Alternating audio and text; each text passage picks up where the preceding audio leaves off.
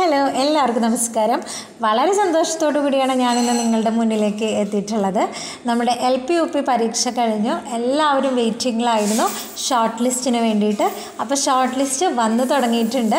UPSTയുടെ പത്തനംതിട്ട ജില്ലയുടെ ഷോർട്ട് ലിസ്റ്റാണ് ഇപ്പോൾ റീസെൻ്റായിട്ട് വന്നിട്ടുള്ളത്.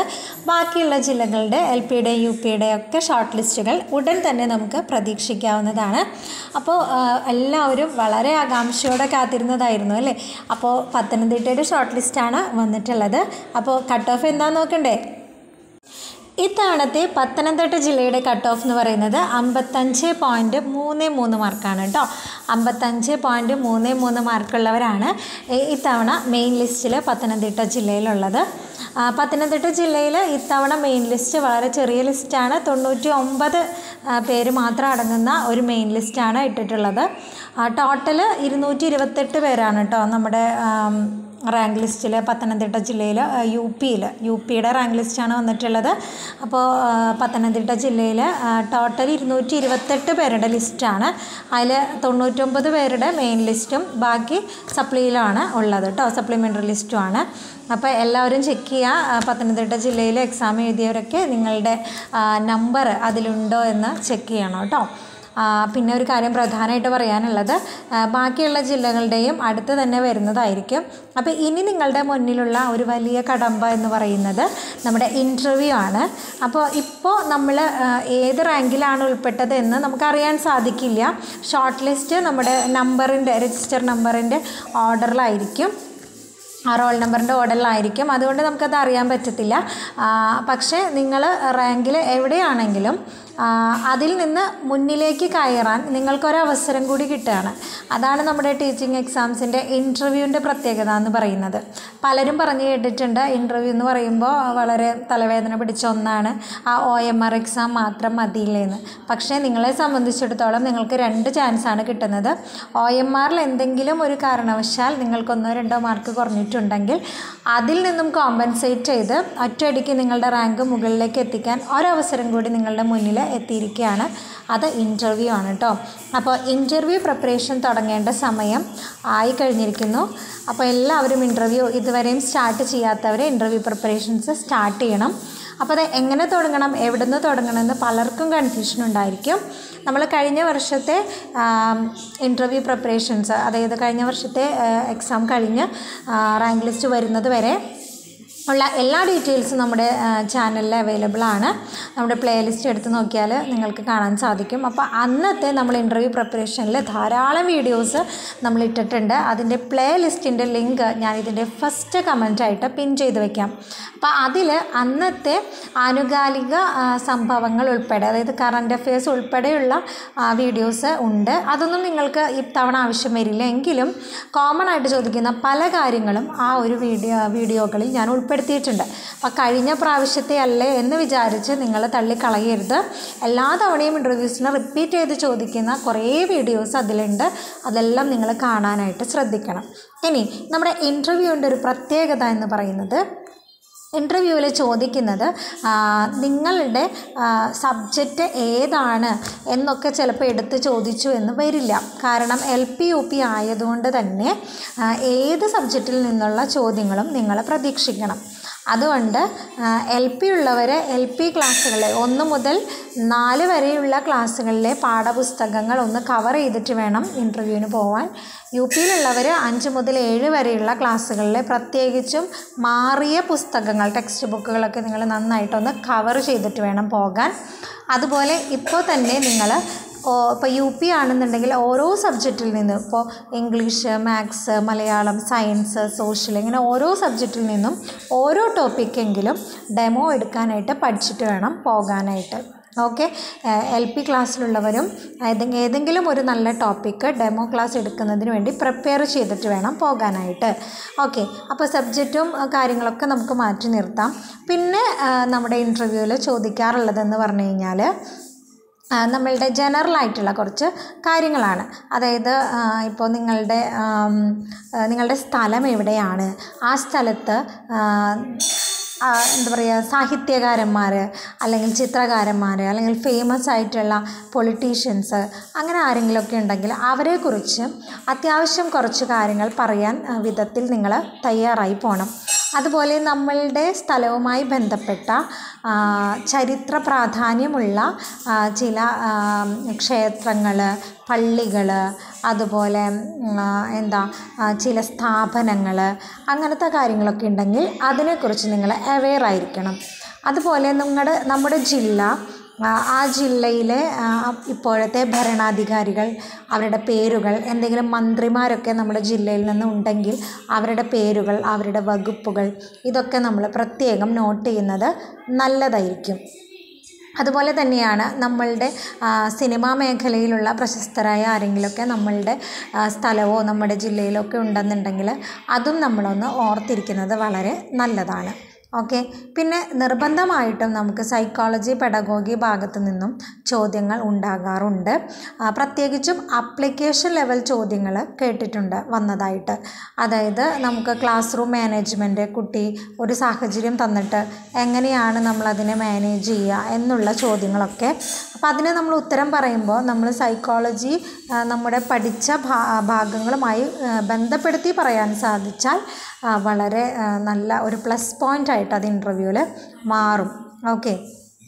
പിന്നെ നമ്മൾ സ്കിപ്പ് ചെയ്യാൻ പാടില്ലാത്ത ഒന്നാണ് നമ്മുടെ കറണ്ട് അഫെയർസ് എന്ന് പറയുന്നത്. സാധാരണ നമ്മുടെ PSC എക്സാംസിന് ഒബ്ജക്റ്റീവ് ടൈപ്പ് കറണ്ട് അഫെയർസ് ആണല്ലോ പഠിച്ചിട്ട് പോകാറുള്ളത്.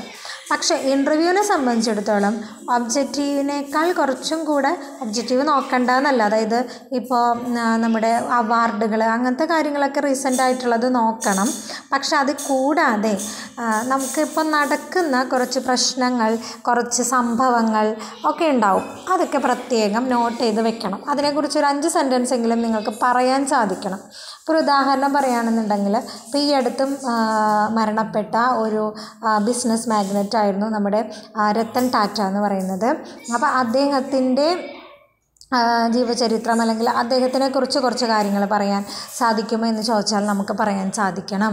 അതുപോലെ ഇപ്പോൾ നമ്മളുടെ മണിപ്പൂർ പ്രശ്നം അല്ലെങ്കിൽ ഇസ്രായേൽ യുദ്ധം, ഇങ്ങനത്തെ കുറച്ച് കാര്യങ്ങളൊക്കെ ഉണ്ടല്ലോ. അപ്പോൾ ഇനി വരുന്ന ന്യൂസ് പേപ്പറുകളൊക്കെ നിങ്ങൾ കൃത്യമായിട്ട്, ഇതുവരെയുള്ളത് പോട്ടെ, ഇനി വരുന്നതെങ്കിലും കൃത്യമായിട്ട് നിങ്ങൾ വായിക്കാനായിട്ട് ശ്രദ്ധിക്കണം. അതിൽ വരുന്ന പ്രത്യേക സംഭവങ്ങൾ എന്തെങ്കിലും ഉണ്ടെങ്കിൽ അതേക്കുറിച്ച് എന്തെങ്കിലും ഒരു നോട്ട് പ്രിപ്പയർ ചെയ്ത് ഇപ്പം തന്നെ തുടങ്ങിയാൽ ഇൻ്റർവ്യൂവിൻ്റെ സമയത്ത് അതൊന്നുകൂടെ വായിച്ച് നല്ല രീതിയിൽ നമുക്ക് പ്രസൻറ്റ് ചെയ്യാൻ സാധിക്കും. ഓക്കെ. അതുപോലെ നമ്മുടെ ഭരണാധികാരികൾ, നമ്മുടെ മന്ത്രിമാർ, അവരുടെ വകുപ്പുകൾ, അങ്ങനത്തെ കാര്യങ്ങളെല്ലാം നോക്കി വെക്കേണ്ടത് വളരെ അത്യാവശ്യമാണ്. പിന്നെ കഴിഞ്ഞ പ്രാവശ്യത്തെ ഇൻ്റർവ്യൂവിൽ LP ഉദ്യോഗാർത്ഥികളോട് പല ജില്ലയിലും അക്ഷരത്തെറ്റില്ലാതെ എഴുതാൻ അവർക്ക് സാധിക്കുന്നുണ്ടോ എന്ന് ചെക്ക് ചെയ്യുന്ന പല സന്ദർഭങ്ങളും ഉണ്ടായിട്ടുണ്ട് കേട്ടോ. വെറുതെ പറയുന്നതല്ല, ഉണ്ടായിട്ടുണ്ട്. അപ്പോൾ അത്തരം സന്ദർഭത്തിൽ അവിടെ ബോർഡിൽ ഏതെങ്കിലും മലയാളത്തിലൊക്കെ എഴുതിപ്പിക്കുകയാണ് ചെയ്യണത്. അപ്പോൾ പലരും മലയാളം പോലും അക്ഷരത്തെറ്റ് വരുത്തിയതായിട്ടൊക്കെ കേട്ടിട്ടുണ്ട്. അപ്പോൾ അത്തരം സന്ദർഭങ്ങൾ ഒഴിവാക്കാനായിട്ട് നമ്മൾ കുറച്ചും കൂടെ ശ്രദ്ധിക്കണം. അതുപോലെ UPയിലൊക്കെ, അതായത് നിങ്ങളുടെ ഡിഗ്രിയുടെ സബ്ജക്റ്റ് ഏതാണോ അതിൻ്റെ നേരെ ഓപ്പോസിറ്റ് വേറെ ഒരു സബ്ജക്റ്റിൽ നിങ്ങൾക്ക് എത്രത്തോളം ക്ലാസ് എടുക്കാൻ പറ്റും എന്നൊക്കെ ചെക്ക് ചെയ്യുന്ന സന്ദർഭങ്ങൾ ഉണ്ടായിട്ടുണ്ട്. അതുപോലെ നിങ്ങൾ ഇൻ്റർവ്യൂവിന് ചെല്ലുമ്പം നമ്മുടെ ഒരു ബയോഡാറ്റ ഫോം ഫില്ല് ചെയ്തിട്ടാണ് നമ്മൾ പോവുക. അതായത് നമുക്ക് ഇൻ്റർവ്യൂ മെമ്മോ അയക്കുമല്ലോ, നമ്മുടെ പ്രൊഫൈലിൽ മെമ്മോ അയക്കും, ഇൻ്റർവ്യൂ മെമ്മോ അയക്കും. അപ്പോൾ അതിൻ്റെ കൂടെ തന്നെ ഒരു ബയോഡാറ്റ ഫോം ഉണ്ടായിരിക്കും. അത് നമ്മൾ പ്രിൻ്റ് ഔട്ട് എടുത്തിട്ട് നമ്മളത് പെന്ന് വെച്ച് നമ്മളത് ഫില്ല് ചെയ്ത് കൊണ്ടുപോകണം. അപ്പോൾ അതിൽ ഒരുപാട് ചോദ്യങ്ങളുണ്ടാകും. നമ്മളുടെ ഡീറ്റെയിൽസ്, എഡ്യൂക്കേഷണൽ ക്വാളിഫിക്കേഷൻസ് അല്ലാതെ കുറച്ച് ഡീറ്റെയിൽസും കൂടെ ഉണ്ട്. അതായത് നമ്മളുടെ ആംബിഷൻ, അതുപോലെ നമ്മളുടെ പോസിറ്റീവ്സ്, നെഗറ്റീവ്സ്, അതുപോലെ നമ്മൾ എന്തുകൊണ്ട് ഈ പ്രൊഫഷൻ തിരഞ്ഞെടുത്തു എന്നുള്ള ചോദ്യങ്ങളൊക്കെ ഉണ്ടാവും. എന്തുകൊണ്ട് നിങ്ങൾ ടീച്ചറാവാൻ തീരുമാനിച്ചു എന്നുള്ള ചോദ്യം. അപ്പം നിങ്ങൾ ആ ഒരു ചോദ്യത്തിന് നല്ല പെർഫെക്റ്റ് ആയിട്ടുള്ളൊരു ആൻസർ നിങ്ങൾ കണ്ടെത്തണം. ഒരുപാട് എസ്സേ കണക്കിന് എഴുതാനുള്ള സ്ഥലമൊന്നും അതിലില്ല, വളരെ കുറച്ച് സ്പേസേ ഉണ്ടാവുള്ളൂ. അപ്പോൾ 1-2 വാക്കിൽ അല്ലെങ്കിൽ ഒരു സെൻറ്റൻസിലൊക്കെ അവസാനിപ്പിക്കാൻ കഴിയുന്ന ഒരു ഇതെഴുതണം. പിന്നെ അതിൽ ചോദിക്കുന്ന ഒരു ചോദ്യമാണ് നിങ്ങളുടെ ഹോബി. അപ്പോൾ ഹോബിയുമായി ബന്ധപ്പെട്ട് കുറേ ചോദ്യങ്ങൾ ചോദിച്ച് കണ്ടിട്ടുണ്ട്. ഇപ്പോൾ പ്രത്യേകിച്ച് നിങ്ങളുടെ ഹോബി ഒരു പാട്ട് പാടാൻ കഴിയുന്ന ഒരാളാണെന്നുണ്ടെങ്കിൽ അവർ ചോദിക്കുന്ന ചോദ്യം ചിലപ്പോൾ നിങ്ങളോടൊരു പാട്ട് പാടാൻ ആവശ്യപ്പെട്ടേക്കാം. അപ്പോൾ നിങ്ങളൊരു കവിതയോ അങ്ങനെ എന്തെങ്കിലും പാടുകയാണെന്ന് വിചാരിക്കൂ. അപ്പോൾ അതൊരു പ്ലസ് പോയിൻ്റാണ്. പക്ഷേ അത് കൂടാതെ പല ചോദ്യങ്ങളും കഴിഞ്ഞ വർഷം ചോദിച്ച് കേട്ടിട്ടുണ്ട്, കഴിഞ്ഞ പ്രാവശ്യം. അതെങ്ങനെയാണെന്നുണ്ടെങ്കിൽ ഇപ്പോൾ നിങ്ങൾ പാട്ട് പാടാനാണ്, അതാണ് എൻ്റെ ഹോബി എന്ന് എഴുതിയാൽ അതെങ്ങനെ ആ ഒരു ഹോബി അല്ലെങ്കിൽ ആ ഒരു കഴിവിനെ നിങ്ങളെങ്ങനെയാണ് നിങ്ങൾ പഠിപ്പിക്കുന്ന കുട്ടികളുടെ അടുത്ത് അത് പ്രയോജനപ്പെടുത്തുക, അല്ലെങ്കിൽ കുട്ടികൾക്ക് അതെങ്ങനെ പ്രയോജനകരമാക്കാം എന്നൊരു ചോദ്യം ചോദിച്ചാൽ പെട്ടെന്ന് ചിലർക്ക് അത് പെട്ടെന്ന് കേൾക്കുമ്പോൾ അത് പറയാനായിട്ട് സാധിക്കില്ല. അപ്പോൾ അത്തരം ചോദ്യങ്ങളൊക്കെ പ്രതീക്ഷിച്ച് അപ്പോൾ നിങ്ങൾ തന്നെ സ്വയം കണ്ടെത്താം. നിങ്ങളൊരു ബയോഡാറ്റ ഫില്ല് ചെയ്യുമ്പോൾ അതിൽ വരുന്നതിൽ നിന്ന് എന്തൊക്കെ ചോദ്യങ്ങൾ അവർ ചോദിക്കാം എന്നാൽ നിങ്ങൾ സ്വയം ആലോചിച്ച് അതിനൊരു ഉത്തരം നിങ്ങൾ സ്വയം കണ്ടെത്തുന്നത് അത്യാവശ്യമാണ് കേട്ടോ. അതുപോലെ നമ്മുടെ അഡ്മിനിസ്ട്രേഷൻ ചോദിക്കാറുണ്ട്. അതായത് നമ്മുടെ എത്ര DEOകളുണ്ട്, ഒരു ജില്ലയിൽ DD ഓഫീസ് എത്ര എണ്ണം ഉണ്ടാകും, അങ്ങനെയൊക്കെ ചോദിക്കും. ഓക്കെ, DEO ആരാണ്, ഇപ്പോഴത്തെ DEO ആരാണ്, അല്ലെങ്കിൽ DDയുടെ പേരറിയാമോ, അങ്ങനെയൊക്കെ ചോദിക്കാം. അപ്പം അങ്ങനത്തെ അഡ്മിനിസ്ട്രേഷൻ ലെവലിലുള്ള കാര്യങ്ങൾ, അതുപോലെ എഡ്യൂക്കേഷൻ മിനിസ്റ്റർ, എഡ്യൂക്കേഷൻ സെക്രട്ടറി, അങ്ങനത്തെ കാര്യങ്ങളൊക്കെ പ്രത്യേകം ഓർത്ത് വയ്ക്കണം കേട്ടോ. അതുപോലെ ചോദിക്കാറുള്ളത്, ഇപ്പോൾ നമുക്ക് എന്തെങ്കിലും ഒരു ടോപ്പിക്ക് നമ്മൾ ഡെമോ എടുക്കുകയാണെങ്കിൽ ആ ഡെമോ നമ്മൾ ചില സമയത്ത് അവർ നമ്മളെ കൊണ്ട് എടുപ്പിച്ചില്ല എന്ന് തന്നെ വിചാരിക്കും. കഴിഞ്ഞ തവണയൊക്കെ തൃശ്ശൂർ ജില്ലയിലൊക്കെ എല്ലാവരെ കൊണ്ടും ഡെമോ എടുപ്പിച്ചിട്ടുണ്ട് കേട്ടോ. മിക്ക ജില്ലകളിലും UPക്ക് ഡെമോ എടുപ്പിച്ചിട്ടുണ്ട്. LPക്ക് ചിലപ്പം ആ ഒരു ടോപ്പിക്ക് എങ്ങനെ കുട്ടികളുടെ അടുത്ത് ഇൻട്രൊഡ്യൂസ് ചെയ്യാം എന്നൊക്കെ ചോദിക്കുന്നത് കേട്ടിട്ടുണ്ട്. UPക്കും ചോദിച്ചിട്ടുണ്ട് കേട്ടോ, നമുക്ക് എങ്ങനെ രസകരമായി ഇൻട്രൊഡ്യൂസ് ചെയ്യാം. ഓക്കെ, അപ്പോൾ ആ ഇൻട്രൊഡക്ഷൻ മാത്രം അവരുടെ മുന്നിൽ നമ്മൾ അവതരിപ്പിച്ച് കാണിച്ചാൽ മതിയാവും. അപ്പോൾ വളരെ രസകരമായി ഇൻട്രാക്റ്റീവ് സെക്ഷൻസിലൂടെ ആയിരിക്കണം നമ്മൾ ഡെമോ ചെയ്യേണ്ടത്. അതായത് നമ്മുടെ മുന്നിൽ കുട്ടികൾ ഇല്ലെങ്കിൽ പോലും കുട്ടികൾ ഉണ്ടെന്ന് ചിന്തിച്ചിട്ട് വേണം. അതായത് അവർ ആൻസർ പറയുന്നു, അത് നമ്മൾ കേട്ടിട്ട് അതിന് നമ്മൾ റിപ്ലൈ കൊടുക്കുന്നു, അങ്ങനെയൊക്കെ പറയണം. അപ്പോൾ ഞാൻ ഇൻ്റർവ്യൂവിൽ ശ്രദ്ധിക്കേണ്ട കാര്യങ്ങളെക്കുറിച്ചൊരു ഔട്ട്ലൈൻ മാത്രമാണ് ഈ വീഡിയോയിൽ തന്നിട്ടുള്ളത്. അപ്പോൾ ഞാൻ കഴിഞ്ഞ പ്രാവശ്യം പ്രിപ്പയർ ചെയ്ത ധാരാളം വീഡിയോസ് ഉണ്ട്. അതിൽ ഇതൊക്കെ 1 by 1 ആയിട്ട് ഞാൻ അവതരിപ്പിച്ചിട്ടുണ്ട് എങ്ങനെ വേണം എന്നുള്ളത്. അപ്പോൾ അതിൻ്റെ ലിങ്ക് ഞാൻ കമൻറ്റ് ബോക്സിൽ ഫസ്റ്റ് കമൻറ്റായിട്ട് പിൻ ചെയ്ത് വയ്ക്കാം. നിങ്ങൾ ആ പ്ലേലിസ്റ്റ് എടുത്ത് അതിൽ ധാരാളം വീഡിയോസ് ഉണ്ട്. അത് ഓരോന്നും കണ്ട് നിങ്ങൾക്ക് ഉപകാരപ്പെടുന്നതാണെന്ന് തോന്നുവാണെങ്കിൽ അത് കണ്ട് അതിനെക്കുറിച്ച് പ്രത്യേകം ചിന്തിച്ച് നിങ്ങൾ ഇൻ്റർവ്യൂവിന് അത് ഉപയോഗപ്പെടുത്താവുന്ന രീതിയിൽ പ്രിപ്പയർ ചെയ്യാനായിട്ട് ശ്രദ്ധിക്കണം. ഓക്കെ, അപ്പോൾ അതുപോലെ ഇൻ്റർവ്യൂ പ്രിപ്പറേഷൻസിന് നിങ്ങളുടെ ഫ്രണ്ട്സിന് സഹായകരമാകുമെങ്കിൽ ഈ വീഡിയോസ് അയച്ചു കൊടുക്കണം. അപ്പോൾ ഞാൻ എന്തായാലും ഫസ്റ്റ് കമൻറ്റായിട്ട് കൊടുക്കാം. അപ്പോൾ എല്ലാവരും നന്നായിട്ട് പഠിക്കുക. ഇൻ്റർവ്യൂ പ്രിപ്പറേഷൻ ഇപ്പം തന്നെ സ്റ്റാർട്ട് ചെയ്യുക. എല്ലാവർക്കും ആദ്യമേ വിജയാശംസകൾ നേരെയാണ്. അപ്പോൾ താങ്ക് യു.